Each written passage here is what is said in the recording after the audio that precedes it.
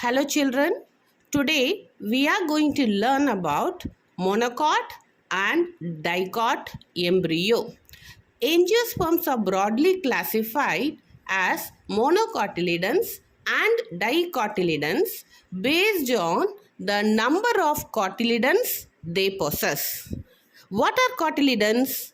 Cotyledons are the first part of the seed that appear above the ground when it begins to grow. They are small leaf-like structures. Cotyledons are very small, tiny leaf-like structures that appear above the ground level. That as the seed begins to grow, cotyledons are the first structures that will appear above the ground. So, a typical dicot embryo consists of an embryonal axis and two cotyledons. See, you can see in the illustration given here, this is a dicot embryo with two cotyledons.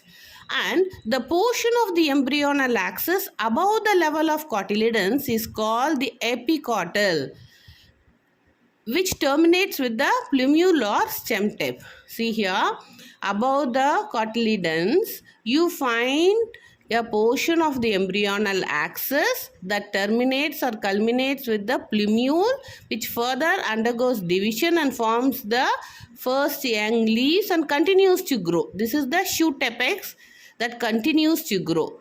Below the plumule and above the cotyledon, there is a region which you call to be the epicotyl. So this is the region of the seedling above the cotyledon and below the plumule.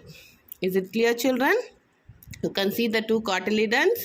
You can see an axis, small stem axis that grows at its terminal end. You find the plumule that continues to grow as the shoot, and between the plumule and the cotyledon you find epicotyl region. Yes, now the part of an embryonic axis below the level of the cotyledon. See here in this illustration, you find the two young cotyledons, leaf-like structures. Below the cotyledon, you find an axis. This is called to be the hypocotyl region. It is the region of the stem of embryo plant found beneath the stalk of the leaf above the root, and that terminates in the radicle.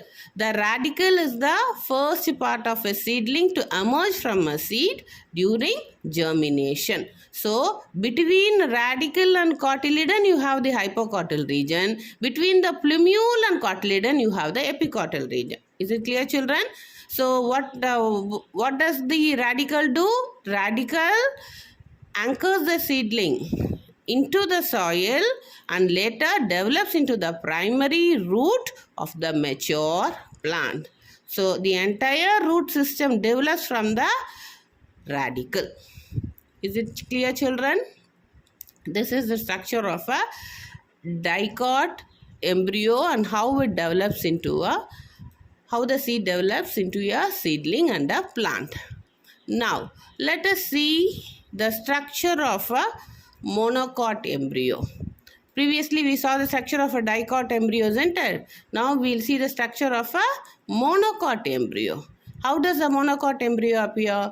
Monocot embryos possess one large cotyledon called the scutellum.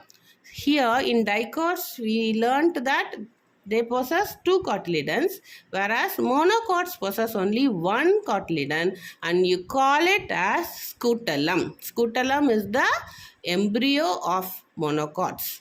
The cotyledon in monocot is situated towards one side of the embryonal axis. It is situated at one side of the embryonal axis.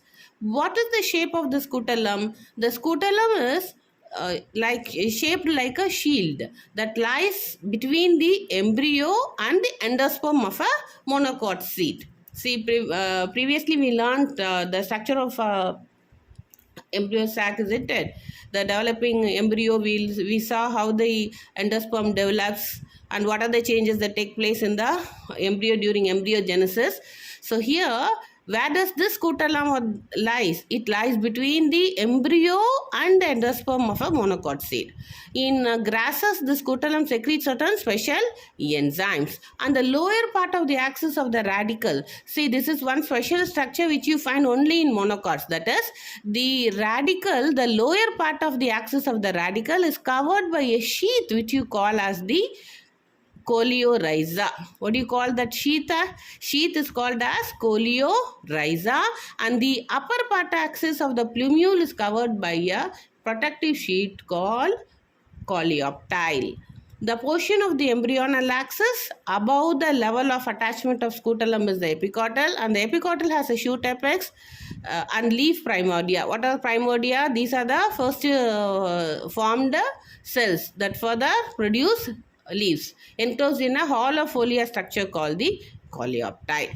Is it clear? This is a structure of an monocot embryo. Let us revise it. Monocot embryos possess one large cotyledon called the scutellum, and the cotyledon in monocots are situated towards one side of the embryonal axis. And what is the shape of the scutellum? It is shield-like structure. It is shield-like structure. And coming to radicle, the lower part of the axis is the radicle, which is covered by a sheath. The radicle is covered by a sheath called coleorhiza.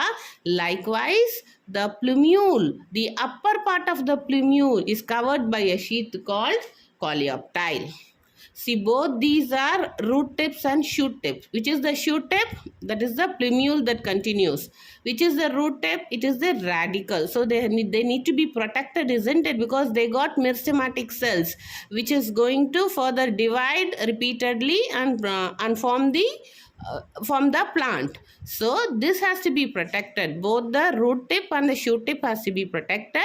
So both are covered by certain protective sheath. The radicle, the lower part of the radicle is covered by coleorhiza, and the upper part of the plumule is covered by a protective sheath called coleoptile. Is it clear, children? This is about the monocot and dicot embryo. And here you can see in this figure, you can see the LS of an monocot, that is grass. You can see the radicle, the root cap and coleorhiza. And in the upper part, you can see the coleoptile, the scutellum, that is the shoot apex. Yes, and this is again a dicot embryo showing the plumule, radicle, root cap and hypocotyl regions. See, there was a question asked in 2024 NEET examination. Similar, the structure of an seed was shown, and they had asked to mark radical in that. So please be thorough with the illustrations given in the textbook. Whatever figures are there in your readers, please learn all the parts. Mostly in our PowerPoint presentation, we have used almost all figures that are there in the Ncert book. Yes, children? These were taken from your Ncert books only. Please follow them.